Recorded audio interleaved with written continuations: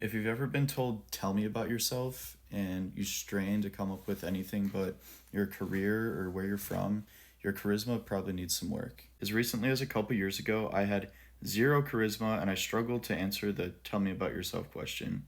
Fast forward a couple years, and I think I've kind of figured it out. So, charisma has two main parts. First is perceivable, authentic identity, and second is the ability to make other people realize that you see their positive traits that they thought were invisible. To have a perceivable, authentic identity, you have to be very in touch with your emotions and feelings and be very committed to expressing them honestly and unapologetically. People perceive your identity more clearly when you're not ashamed or apprehensive to express it. Now, to keenly see other people's positive traits, you need to be an exceptional listener and possess a great deal of empathy. You can only accurately feel as much empathy for other people as you can for yourself. The reason I had no charisma a couple years ago was that there was hardly anything I cared about or identified with, or better said, anything I knew I cared about or knew I identified with. This is because I was out of touch with myself, and that made it way harder to understand other people. I knew this vaguely and it made me ashamed, so I was apprehensive to express what little identity I did have.